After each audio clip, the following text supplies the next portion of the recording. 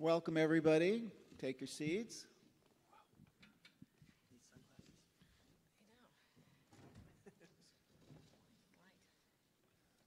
Steve, why don't you start us off with an introduction? Sure. My name is Steve Hams, and I am one of the co-founders and co-leaders of Business Climate Leaders Action Team. A little bit of background. I've lived and worked in Silicon Valley for over 30 years with many high-technology companies, including Hewlett-Packard and several small to medium-sized companies. Started working or volunteering with CCL pretty much most of my time, 5 or 6 years ago, and spent a lot of time with our business climate leaders where we work to engage businesses in working with us on climate policy advocacy. And I'm Harold Hedelman. I'm a retired nonprofit entrepreneur and executive. And as Steve mentioned, Business Climate Leaders, or BCL, is an action team of CCL, and our mission is engaging business leaders in advocating with us for policies that promote a livable planet. BCL structures its activities into 2 channels. First, we help volunteers engage Fortune 1000 companies in our activities. That's our sector team channel, and each sector team focuses on companies in a specific sector of the economy. Steve is and coordinates our sector team activities. Our second channel supports our grass tops outreach teams. We call them GO teams. These teams focus their work on engaging grass tops businesses, individuals, and organizations who are leaders in their community and who are influential with members of Congress that serve them. Our GO team channel work is led by Bruce Hagen. Bruce, Hagen, thank you so much for all that you do, and stand up so if anybody wants to talk to you afterwards, they can find you. We support all the volunteers in either of those channels by providing tools, resources, and coaching. If you'd like to learn more about BCL, you can visit our website at businessclimateleaders.org or our Action Team page on CCL Community. You can also visit our table in the Action Team tabling area, and thanks to Rebecca Keller and Sarah McGregor for doing that. Our first panelist, I hope I get this right, Anna Pavlova. Nice work. Has worked on climate issues and carbon pricing for many years and is Schneider Electric's VP of Government Relations. Prior to that, she was the Executive Director of Policy and Government Affairs for Johnson Controls. Anna graduated from Georgetown University, I assume that's here, with a degree in International Trade and Economics, and has also earned a master's degree in art history. She's worked with museums around the world creating special exhibits and other projects, and finally is an aficionado of ballet and opera. Please join me in welcoming and thanking Anna for being here today.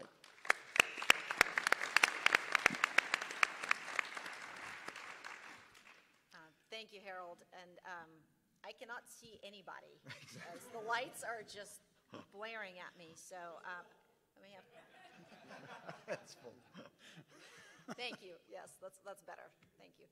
I'm very honored to be here. I know that how hard it is to take time as a volunteer for any project out of our busy lives. So I really, really appreciate the fact that you're all here. So thank you for coming out to listen to us. Schneider Electric is an energy management and process automation company.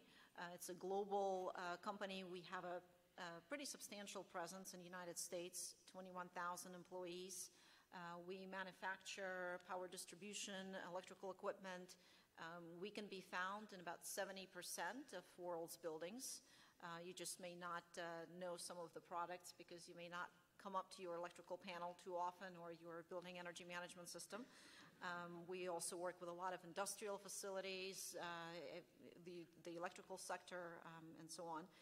And the way we see the world these days is the world of 3 Ds, as in the letter D: decarbonization, digitization, and decentralization of our energy supply. And so for that reason, we see a changing energy landscape, and we believe for certain that in addition to some of the complementary policies like energy efficiency and renewable energy, it's clear that carbon pricing in particular can really drive the change in the energy landscape and bring those 3Ds to bear in full force. Specifically for Schneider, in terms of our sustainability commitments, we have a variety of those. In the last 3 years, we've had several commitments, all of which we have achieved, including 10% energy intensity reduction for our facilities, 10% emissions reductions from transportation. We have initiatives from zero waste landfills to repurposing and maintenance of equipment that is a CO2 emissions avoidance technique. And lately, just recently, we signed up for RE100, meaning that we are now committed to purchasing only renewable energy by year 2030 for all of our facilities across the globe. Wow.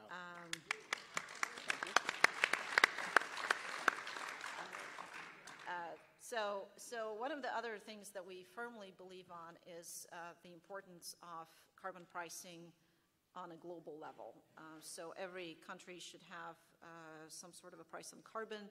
Our CEO is very committed to that idea. He goes to the World Economic Forum and Davos and talks about that extensively. We talk a lot about $40 a ton as just as a starting point, but I'm not sure that we're entirely wedded to a number. But what we know is that we want a very robust number. We don't want a weak carbon price that's just going to be there for show. So that's the main point. And when we started out on U.S. climate policy a few years ago, we kind of missed we were not quite as organized around the cap and trade debate. I was involved in that for actually agriculture and forestry, and from my perspective, personally speaking, I thought that cap and trade, the way that it was written up then, would not have driven emissions to the extent that a carbon tax can. And so we then, as a company, looked at the the EPA Clean Power Plan, and our main interest in that was to drive energy efficiency as a complementary policy, and energy efficiency not just within the power plant, but outside the fence line of the utility. So we supported that. We obviously support a lot of the renewable energy and energy efficiency standards around the states and so on. So all these complementary policies. But we're coming to realize that while complementary policies are very important, the renewable procurement of in large corporations is also very important. We really do need to see a price on carbon and on a national level in the United States. And so for that reason, we have aligned ourselves so we kind of looked around and said, where are the other businesses? Where is the business group that's most active? And the Climate Leadership Council seemed like the most organized group, so we joined them. And my conversations with Harold over the last week, I've realized that actually maybe we're so used to going to the default, which is other businesses, that perhaps we need to think about this a bit broader and think about all the grassroots and the advocacy groups such as yourselves, because frankly, without you, we're not going to get anywhere. So thanks for that. So we're very hopeful. So I guess just to conclude here, I have two fears and one hope.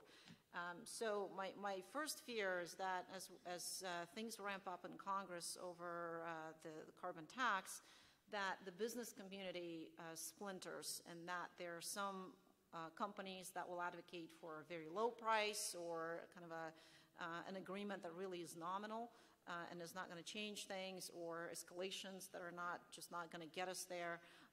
We're not one of those companies, but that is something I'm concerned about. And the other concern is that in the end, because if there is a split in the business community, or if we are not working closely with our grassroots advocates like yourselves, then we're just either not going to get a bill, or it's not going to really matter, and we're just going to be fighting with each other. And that's the worst thing that we can do. So from my perspective, my hope is that we all can be unified in the end for a robust plan, however that works out, whatever dividends and tax mean. If we can get to a robust structure, that is the most important part in my view. Thank you. So, thank you.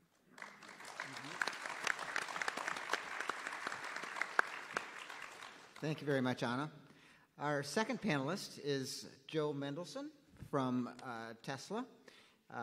Joe's position at Tesla is Senior Counsel of Policy and Business Development. He previously was at Solar City in a similar position before Tesla acquired Solar City and asked him to occupy this role for all of Tesla. Before that, he was the Democratic Chief Counsel for the U.S. Senate Committee on Environment and Public Works. He also, previous to that, had been the Director of Policy at the National Wildlife Federation.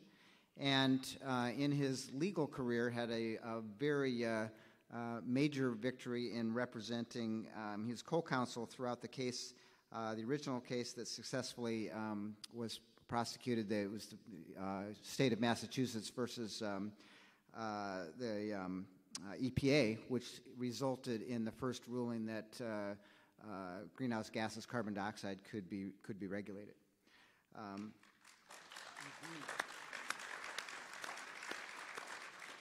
So welcome, Joe. Very happy to have you here, and I'll turn it over to you to talk about yourself and role and Tesla's activities in this area. Thanks, Steve. Can everyone hear me? Yes? All right. And Harold, and thank you everyone for having me. Like Anna, I just want to thank you for all your work. It's incredible that you take the time, spend your own resources, and move forward with a passion to tackle this issue. We know we're in it for the long haul. Just Steve mentioned Massachusetts versus EPA. The case really began in 1999, and we got the decision in 2007. Wow. And at that time, it was focused on vehicle standards, actually, GHG standards for vehicles. We're now fighting a rollback of those standards, and we still don't have the power sector covered. So, it's a journey, and so we appreciate your fortitude in what you're doing, because I know sometimes it's not easy, and success sometimes comes in bits and pieces.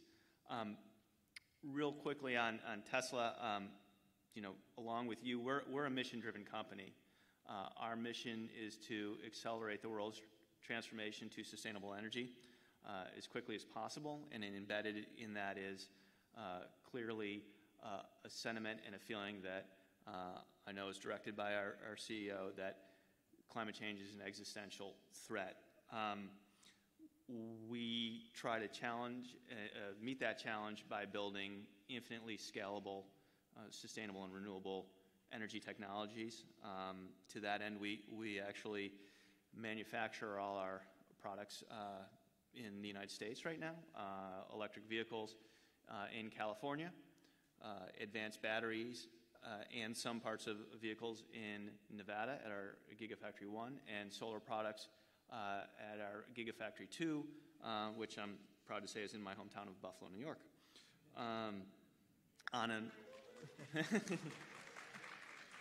We're a proud people, no doubt. We think we're proof positive that a business that makes technologies that tackle the climate crisis is consistent with being an economic driver. In 2012, we had 1,600 employees and delivered 2,500 cars. In 2018, we have over 37,000 employees worldwide. We're on target, I think, to deliver about 120,000 cars this year. Our Model S sedan is the best-selling luxury sedan, bar none, not just electric vehicle, bar none in its class. And the Model 3 is, which is our newest car, is on the same trajectory, and actually, I think, just became the leading selling medium class sedan. So it's it's quite a journey, and in fact, the economic footprint from that investment in that growth is significant. And we just released a report that IHS did that looked at our footprint in California, our economic impact, and I just encourage you can Google it and find it, but I believe we put in about $4 billion in 2017 just into the California state economy. So we really think it's we are sort of embodying what is the win-win solution when we start tackling this problem. So what is our sort of our general policy? And I think many of you have probably seen or know who our CEO is. And our policy obviously comes directly from where he is on this issue and aligns to the company. And he's been quite clear that solving the climate crisis can happen with pricing carbon. He's also been quite clear about how we have to eliminate negative carbon pricing in subsidies. As you can imagine, someone who sells environmental technologies into the marketplace, even in the face of what some might argue is an unfair market advantage for some incumbent technologies, that's certainly part of the question. And then there is the issue of, Anna kind of mentioned complementary policies, or going back to the Mass VPA, about what we do in the regulatory environment. And I think in general, we've like to see more of a light hand as far as regulation in general, but when it comes to carbon and pricing and externality that's not priced, we've been very supportive of it. And so on the policy matters that we've been focusing on, I mentioned fuel economy. We're the only automaker that says the greenhouse gas standards that exist right now and the fuel economy standards that exist right now are not strong enough. And in fact, we're the only automaker who's actually started litigation against the current administration as they roll back the fuel economy standards. Thank you. As you probably know, our CEO was on several of the President's advisory councils, and when the President made his decision to announce withdrawal from the Paris Climate Accord, he decided to leave those councils because of that position that was taken by the President. And we also support carbon pricing in a number of different venues. I mentioned the GHG regs for vehicles. I think it's important to remember that the calculus for that, I think the University of Chicago says those regulations price carbon at about $36 a ton. We supported the most recent piece of legislation in the Washington State Legislature, and we're certainly assessing the ballot initiative. Solar City, which Tesla purchased roughly 2 years ago, supported the Clean Power Plan and was very involved in that. And on a regular basis, we, because of our solar business and because of our storage business, we are certainly at a number of utility commissions and state policies on what it means to value solar and what it means to value distributed energy resources. And within that, we've always advocated that the social cost of carbon, as it used to be calculated in the federal government, was always a starting place, but really didn't even get to the true price of carbon. So, we definitely look at pricing carbon on a vast playing field. Lastly, just to speak internally about what we're doing, we're in a different position. We're growing very, very fast, and so having sort of external carbon targets is a challenge, but we certainly track our products on an emissions basis. We maintain internal baselines. We have a number of sustainability programs like zero waste programs that Anna's mentioning. to minimize our footprint. And externally, to get a sense of what we do, if you go to the Tesla website and slash in, what is it? It's carbon impact, right? You can see the avoided CO2 from the vehicles that we've sold. And again, that doesn't include the distributed solar, which when Tesla purchased Solar City was the largest residential solar installer in the country, nor does it include all the battery storage that we've installed and that supports both renewable energy technologies and, in California's case, is eliminating the need for gas peaker plants. So we're proud of our record, but we know there's certainly a lot more to do, and we look forward to working with you and many others on hopefully completing that journey. Thank you. Thank you.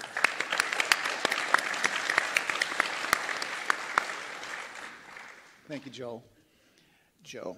Prior to joining Mars, Brad Figel was Nike's Global Director of Government and Public Affairs. Before that, he was Chief International Trade Counsel for the United States Senate Committee on Finance. That's a long title, and I wish we could talk to you about trade wars and the G6 plus or minus one. Brad earned a BA in history from Lewis and Clark, received a law degree from the Northwestern School of Law, also at Lewis and Clark, where he was awarded the 1986 Packwood Law Fellowship. That's the official version.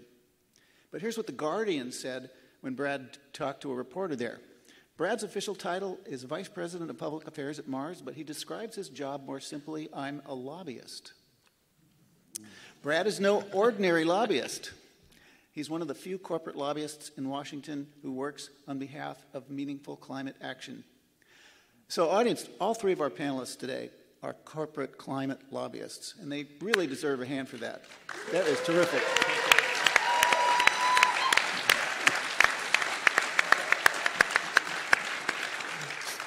Yeah, despite the name lobbyist, I actually think it's kind of a good term because, particularly when it relates to climate changes, because this is actually what you have to do if we're going to ever make progress. We've got to go convince Congress, governors, state legislators across the country. We've got to do this. And I think in many cases, businesses are the key to this, as are our view, because if you can get businesses to get the right voice and add in there the grassroots perspective that you bring, we'll see change on this. Let me start just a little bit by talking about Mars. You probably best know us as the candy company, making iconic brands such as M&Ms and Snickers. If you ever want to barter away a Tesla for some of that product, I'm happy to do that. We probably have some takers. Yeah, okay, we can cut a deal. But so we're a very large confection chocolate company, but we also we own Wrigley, which is a confection chewing gum mints. You probably didn't know that we're a very large pet food manufacturer as well as a food manufacturer with iconic brands like Uncle Ben's. So at the core of that, if you just think about it, we're an agricultural-based company, right? Everything that goes into our product is grown somewhere around the world. And that is really frightening when it comes to climate change. If we can't get the cocoa that goes into these, I think, quite good brands, we're pretty in serious trouble as a company. And actually, I think the world without chocolate is just not a really good place to be. That's a whole other conversation. So again, Mars, many, many years ago, really started looking at this as a business priority. And I got really quite intrigued about that. And so we started advocating, lobbying, to use that pejorative term, to Congress probably close to 10 years ago, making the business case. Because again, if you go up and just talk about the need for climate change in this political climate, it doesn't always resonate. And so we have found, although we have significant more work to do, that if you make the business case, thank you. I thought my deep Capitals voice, I've been screaming for the Capitals over the last couple months, so thank you for that, Harold. But what we have found is if you go up and talk to members of Congress about the business case, the same way that we talk about intellectual property protection, or the same way we talk about international trade, or the same way we talk about corporate tax reform, it's starting to resonate. And I think, again, primarily because of the work you guys are doing, we're starting to see some change. But Mars is also taking a broader view. So clearly climate change is one aspect of our focus on this. And last year we launched what is called a Sustainable Intergeneration Plan. You may know that Mars is a family-owned company, have been so for well over 100 years. And so the Mars family is very concerned about making sure our business continues to thrive and grow. So in addition to looking at issues such as climate change and other things that impact the environment, such as water and land, we're also looking at ways that the people who are in our supply chain, the people who work for our companies, are treated. And you combine that with, as a food company, how you nourish and the well-being of people. Right? So we're obviously a candy company that rises to obesity. We're trying to take a variety of actions to really promote and protect health and well-being. And so we fundamentally believe that all these together is the right approach. You can't just focus on climate change alone without looking at the supply chain. You can't look at supply chain and climate change without looking at what's going on with your consumers. So we've actually committed over $1 billion over the next couple of years to spend on all three of these initiatives. And we think we could really drive reform on this. Thank you. But lastly, as a lobbyist, or now I have to use the word advocate, I am fundamentally convinced, I want to get back to what companies can do. Mars joined an organization called BICEP, which stands for Business for Innovative Climate and Energy Policy, which is a series-based group, where companies actually get in and we actually lobby. We lobby the federal government, we lobby the state governments to push for climate action. And I fundamentally believe if we can get companies like Schneider and Tesla and other companies, and they're doing phenomenal work, if we can join together and actually start lobbying and advocating together as businesses, we're going to fundamentally change the nature. So BICEP is made up of probably 40 companies, which pales in comparison to all the Fortune 500 companies who actually care about climate change. So my prompt to you as citizens and grassroots advocates is talk to those companies that you buy your products from, whose stocks you own, and ask them specifically what are they doing to actually advocate at the federal, state levels for climate change policy. If we can get that, I'm absolutely convinced that we can turn the political tide. And again, what we're seeing is, the Republicans are starting to see this, and I think it's because they see the business case, because they hear about it more in their constituencies. We're starting to see a change. Now, it doesn't mean it's going to happen next year, but these are the times that we can really start making the argument and start changing minds so that in 2, 3, 4 years, we can actually get something quite moving. Now, my two colleagues also mentioned about the position on carbon taxation. I'll be really honest, we're still looking at it in a very deep way. We're trying to understand how it impacts our business. As you all know very well, there are, as many carbon tax proposals as there are colors of M&Ms in a pack of, in one of our packaging. So, we're trying to understand what the price is, $10 to $40, what you commonly see. We're trying to understand the cross-border implications of this. So as you all know, we're in a very significant international trade crisis right now, where countries that have traditionally been allies, good trading partners, are now at extreme friction. So what we're worried about is throwing yet another potential trade violation in the middle of this mix without getting a better comprehension. And we're working with Citizens Climate very closely about trying to understand their cross-border trade implications. And finally, what we're really interested in is seeing how the money that is raised from this is used. From a consumer product company, we would love it seen returned directly to the consumers to offset some of the additional cost. So we haven't quite made a decision. We're in the middle of trying to think through this. But again, we really appreciate and the conversations we've had with all of you to understand your proposal as well. So thank you very much.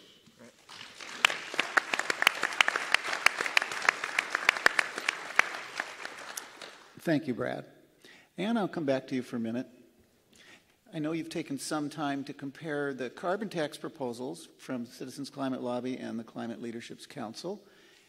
What do you see as the most important differences between them, and do you think those differences make one proposal either easier or more important to advocate for? Well, So to me, there are a couple things that stand out. On the price, obviously your proposal starts at a lower price. But it escalates faster and more so. I think that's great. We're not, basically as a company, we're okay with any robust plan that actually gets to emissions. So to me, that's not a big difference. It's a structural difference and depends on what Congress will eventually come up with. Obviously, from their perspective, in the Climate Leadership Council, the biggest driver for them and the kind of membership that they have is the regulatory rollback on a lot of these environmental regulations. And so that is something that we as a company have not really, we don't get a lot affected that much. We have some of our clients that get impacted by this. We do service the oil and gas industry as well as a lot of the utilities. But either way, I think we will make the decision as a company on what congressional legislation to support and how we lobby and how we react to proposals. Really, I think for us, where we're going to speak in our single voice is not going to be one industry or business proposal versus the other. It's going to be in Congress and what we need to really change. So I think the fact that you don't have that piece in your proposal doesn't take away from your proposal at all, at least in my view. So I think they're both valid, and at this point, the important thing is that we've got both the business and the grassroots pushing for the same idea, and eventually it'll all have to go into legislation anyway.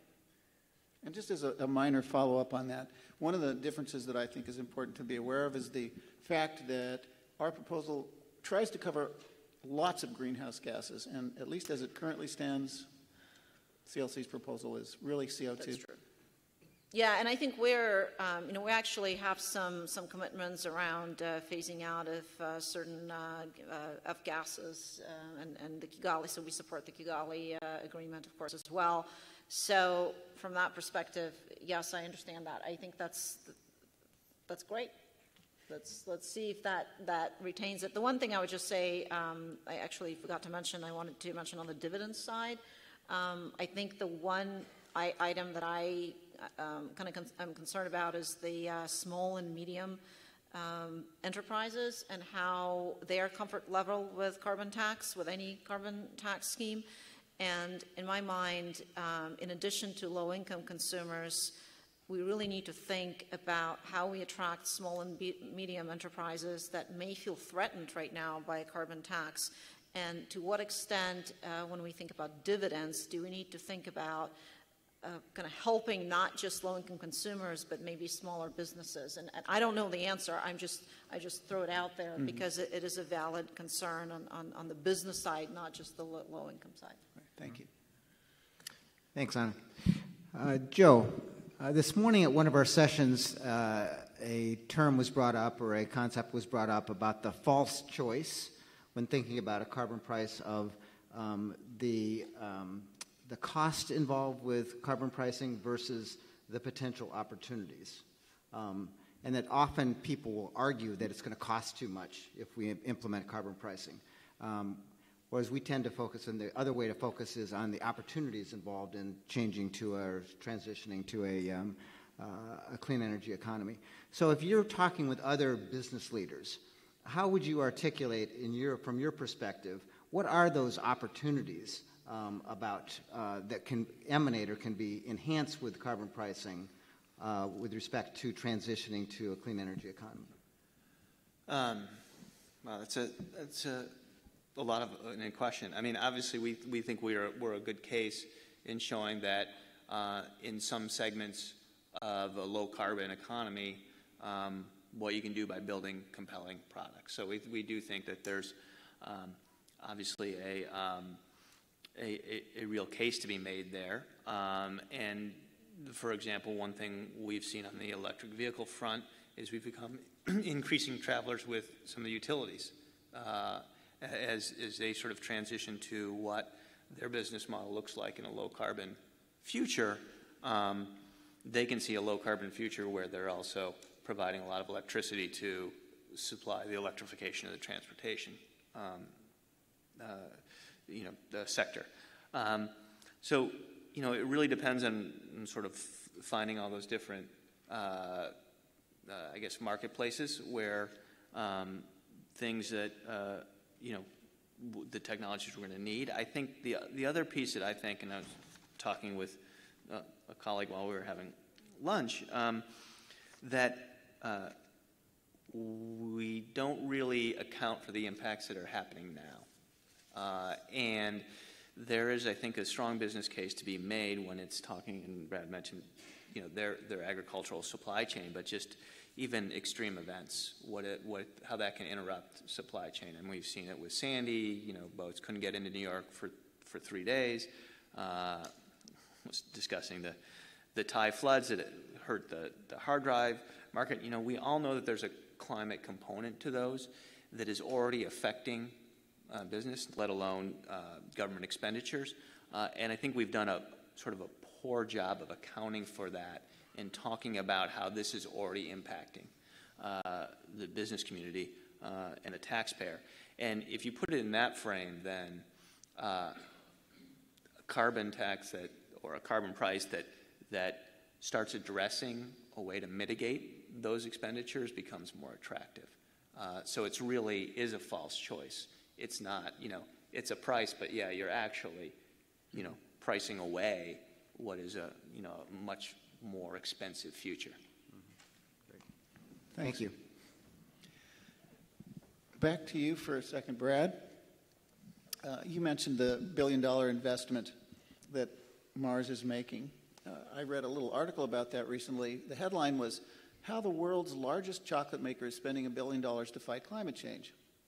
And it really highlighted that the $1 billion is going into a wide variety of activities, some of which are very direct about energy, but there's a lot of other things like simplifying the supply chain, et cetera. What was interesting to me, two things. One was that you expect to get a payback on that $1 billion several times over, according to Barry Parkin, and your colleague. And he also said, partly we're doing this because it's the right thing to do, but also partly because there's already a price on carbon globally, and we only expect it to increase. And he went on to say that with 26 million tons of CO2 in our extended supply chain, even if you took a conservative $20 per ton view on that current cost, that's $500 million of potentially avoided cost by getting your footprint down to zero. And then he said, when we have a significantly smaller footprint than our competitors, we'll have a cost advantage, a competitive advantage. So my thought is that $1 billion to get to net zero is a great big investment, and you have this idea that you get a big return on it. But because Mars is recognizing that there's a bottom line benefit from the increasing price on carbon in that context, do you think Mars is investing enough in advocating for that price on carbon? And what kinds of advocacy do you think Mars should invest in? That's billion with a B. I just want to be sure. Good. That's a pretty good number. But no, but again, and I think fundamentally, obviously agree with Barry. I mean, so so we have set our own targets for what we want to do in our own supply chain, right? So we're going to reduce 27% of our overall carbon footprint by 2025, 67% of our carbon footprint by 2040.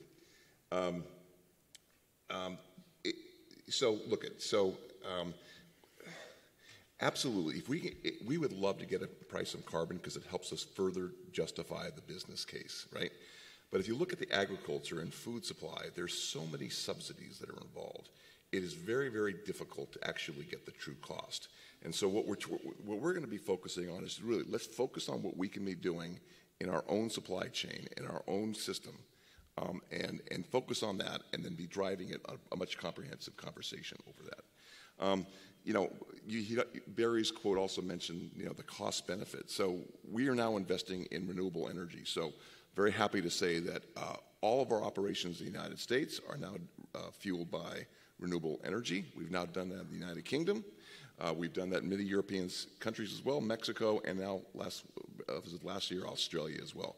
So we're investing a lot in renewables as well, and there's significant cost savings coming from that. Thank you. I've got one more thing. You're giving me a time signal that says 1. What does that mean? In 20 minutes. Okay, thank you. You freaked me out there for a minute with that 1. Go to questions. Yeah, exactly. Yeah. I have a proposition for the three of you. You've all come out in favor of and recognizing the need for advocacy. Here's a proposition that concerns the people in the audience and what they do in terms of being lobbyists and what your companies might be able to do. These challenges that we're talking about, climate and sustainability, they're enormous. And to solve them, I think that we need a lot of a new kind of corporate in-district advocacy. CCL does 2 kinds of advocacy. We do on the Hill, just like you guys. We also do a lot of in-district lobbying, and we're good at them. The in-district lobbying does something that on the Hill lobbying can't do, because we can bring together community leaders, small business leaders, SME business leaders, and large corporate representatives from companies like yours. And when you do that, when you put those all 3 together in an in-district meeting, you have a very qualitatively different kind of meeting, because everybody in the room at that point is a constituent. So here's the proposition. Business leaders can play a pivotal role by engaging with NGOs like CCL to co-create working relationships and deliver powerful advocacy for effective climate and sustainability policies. What do you think of this proposition? It's a different kind of lobbying. It's not something you can say, oh, I know how to do that. What do you think of the proposition? What do you see as the pros and cons of doing something new in that regard, working with companies or NGOs like us? Well, I'll start. I mean, I think it's, as I was trying to make a point earlier, it's paramount, right? Again, and you know, those of us who worked on the Hill for members of Congress know really well that what happens in the districts and the states matter a lot. So it's one thing to go to talk to in their offices here, and you can be persuasive there, but when you get in their districts, in their own, it fundamentally changes. So I actually fundamentally agree that businesses working with NGOs are the critical sauce, if you will, to get success. Again, you know, the work that we're doing through BICEP and Series is exactly that. We're taking NGOs and industry together. We would like to do more with CCL on this as well, because I think it's going to change it. Now, it's hard for an NGO to make the business case, right? You know, it's not. So that's really what we need to do. Right.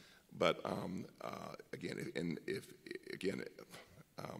you can find ways to help us make the business case, as mentioned earlier, pushing businesses to be more proactive on that, it's really quite helpful.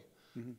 You know, I'm very proud in the food space that we work very cooperatively with other food companies, our competitors in the market, but actually aligned. Mars joined with Danone, Unilever, and Nestle in supporting the Clean Power Plan. Most recently, submitting comments, and that we're going to continue to do that. We're going to continue to drive it from a food perspective for the reasons I mentioned earlier. Yeah, well, I would agree with Brad that it is critical to the future, and I think we do it on a regular basis. We, you know, besides just our manufacturing, we have obviously we have retail stores where you can purchase your vehicle. You can also purchase solar and home storage in those stores. Sometimes we have barriers where we can't locate those stores in some states. Oh, sorry. And then we work in state policy on utility policy too. So we are in state level and in district levels, and we can bring people to our stores. We can talk about our infrastructure that we've invested in supercharger and charging infrastructure that we invest in district-wise. And so it's essential, and we've done that lots of times on policies with fellow travelers in the NGO community, and we're happy to do that. Sometimes we do it together. Sometimes we run parallel. Sometimes it's just our partners come saying, you know, hey, this policymaker is interested in taking a car out for a test drive. Can you do that? most times we can, and we're happy to do it. So I do think it's essential, and like Brad said, it is the secret sauce. It's ultimately what drives policymakers to take the positions that they want to. Sometimes they're reluctant to take, but are compelled to take because of what they're hearing back home. Thank you. And I'd add that I see there's a little bit of a difference, it seems to me, from a traditional NGO here, is that you all are really volunteers who, as citizens, believe in something and are trying to defend it. A lot of times when we work with NGOs, it's their lobbyist and us, right? It's kind of the same thing. So it's, from this perspective, I think it would be an interesting alliance locally to go together to local representatives. And for sure, we can't be, our presence is in every state, and we have hundreds of facilities. We have 21 manufacturing facilities in the United States. But again, those people a lot of times are engineers or salespeople. They're not really focused on some of this. But I think to work together with somebody, with CCL would be really interesting. We have a brand ambassadors program that really it's volunteers as well who talk about the Schneider brand. Since sustainability is part of our brand, it is part of what they learn in that program, and so that could be an interesting alliance locally as well. And we actually have a similar trend right now with universities. So we really do see college students and even sometimes high school students as being really key to driving change. And so we're increasingly looking at engaging with college populations as well. So that's another group to tackle for us. Thank you. Thank you. Let's, shall we open it up for questions? Yeah, let's, Randy Salem is going to come around with the microphones, and just raise your hand, and we'd love to hear from you.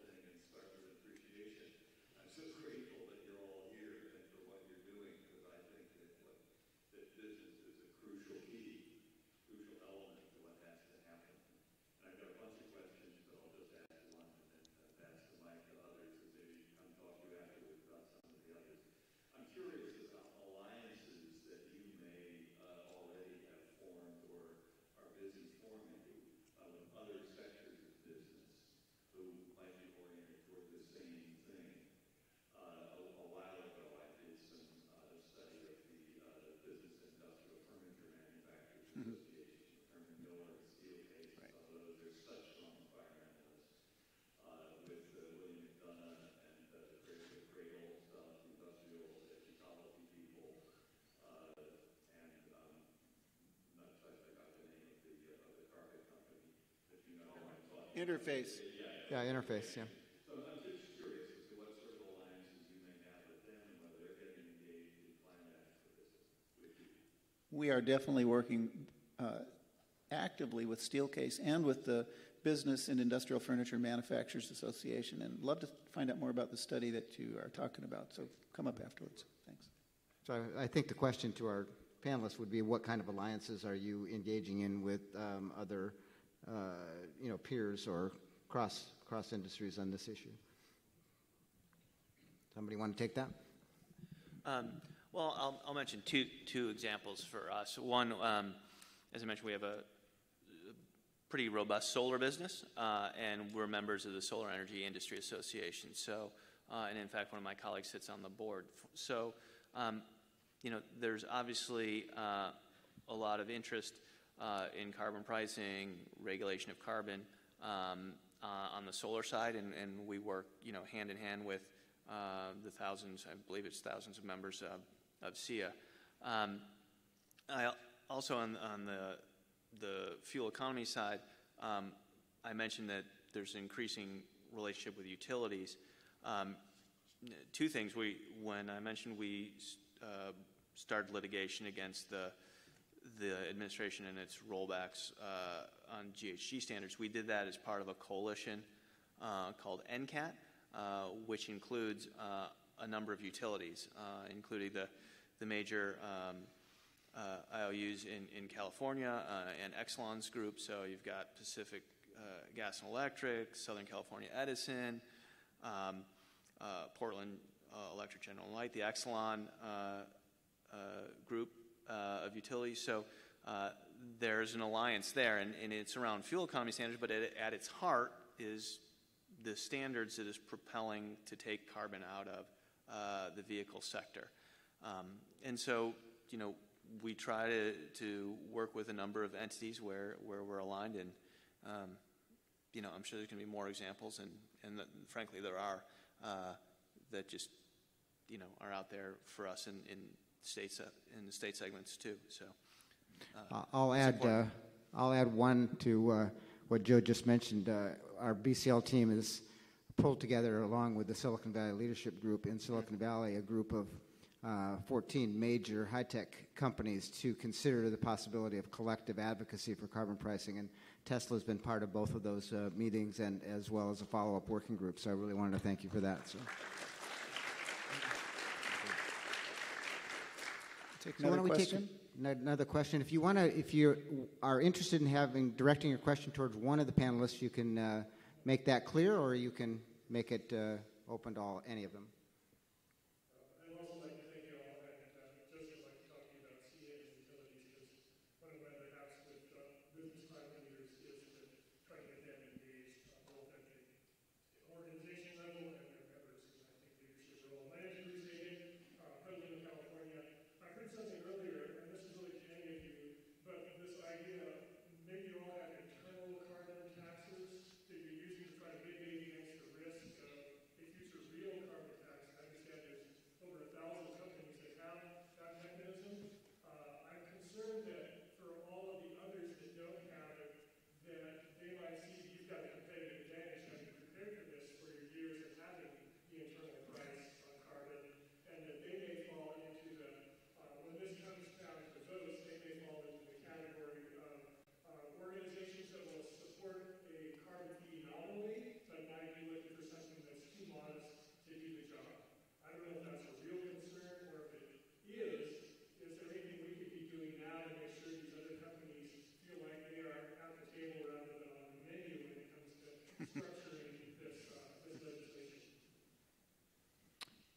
Anna, do you want to take that one? I think we were talking a little bit about internal carbon pricing before. Sure. So I think the good news is that just because a company doesn't, internal carbon pricing is tricky because different companies mean different things by it. There's a way where a company could have an allocated budget, sometimes of several $1 million, where they dedicate that budget to a variety of offset programs and so on, for example. Others may commit to renewables, energy efficiency. That is all part of, they calculate the relationship between reduction in energy intensity to CO2 emissions. We do that, so that's your emissions reductions. So, but I think that just because a company may have some sustainability planning but hasn't quite fully embraced, let's say, 100% renewables, doesn't mean that it's going to find itself or feel like it's on the menu necessarily. I think most companies, for larger corporations, it's a lot easier, of course, to drive internal carbon pricing. We're trying to push on the external side. I think you'll see a very large swath of companies sort of right underneath the leaders that are doing a little bit now. They're going to do progressively more. And when it comes to carbon pricing, they're probably external carbon pricing, they're probably going to be okay. The real problem for external carbon pricing is how many emissions is the company generating. Even within a competitor group, you could find that for whatever they are manufacturing, one can have huge emissions because they have a very intensive process for one product, and others in their competitor group may not. So you really, the people who are going to be most concerned are the ones for whom energy intensity and emissions is kind of part of all of their business processes and industrial processes, and they don't know how to reduce that. So I think there are two different issues. So just because somebody may not be, I mean, they should do more on sustainability, but if they're not doing quite as much, doesn't mean that they kind of may not embrace external pricing. But certainly it will be an interesting, for me, the question is when Congress wrangles with this issue, how many companies are going to ask for some sort of offsets or some other ways to mitigate their cost, and what the cost analysis is going to be for some of the energy intensive sectors. That's going to be a real challenge. Thanks, Anna. We have 3 minutes left, so we have time for one short question and one short answer. Okay. All right. So Tesla has, you have defined your brand around the value of sustainability. And so, sort of it's very kind of, you're very much in alignment as you move forward with your products. Someone like Mars, you have a much more diverse consumer base. And so I'm just curious, what kind of courage did it take for you to come forward publicly, put a stake in the ground on climate change? Did you lose some consumers in the process? Did you gain some consumers in the process? So as you shift your brand strategy, how is that affecting your market? We're absolutely convinced our consumers care a lot about these issues. So I can't tell you that people are buying more M&Ms as a result. But I will tell you, if we weren't doing it, we would be in serious trouble as a business. So, and again, I mean, we have done polling. We've talked to our consumers. They care, again, about the 3 pillars that I talked to you about: was supply chain, nourishing well-being, as well as sort of protecting the planet in a variety of areas. Consumers really do care about this, and we've run a couple of fun campaigns, Fan to Win campaign, and people get really excited. So we're actually able, to do some marketing over some of these initiatives, and got really good results from our consumers. Do you feel it was not an act of courage to do it? Well, to us, it was a business imperative. Okay. Now, is it courage to get out? Again, this is not the most, Washington, D.C. is not the most favorable climate to get out there in terms of climate change. So yeah, it's a little bit risky because, I won't be too pejorative, but sometimes presidents take, they take names, and so yeah, so, and they tweet. So, but really, I mean, again, it's something that's so important to our business that we felt it wasn't a lot of courage, but we felt it was absolutely the right thing to do. And again, other companies are doing it, and it's just really imperative. And as I said earlier, we're really starting to change minds in Congress. And again, I really want to come back and thank all of you from CCL to getting this climate caucus going. I mean, I've been working on this issue from a previous at Nike for probably close to 10, 15 years. And the fact that we have so many Republicans, particularly on the House side, who say they want to have a discussion, it's remarkable. So thank you.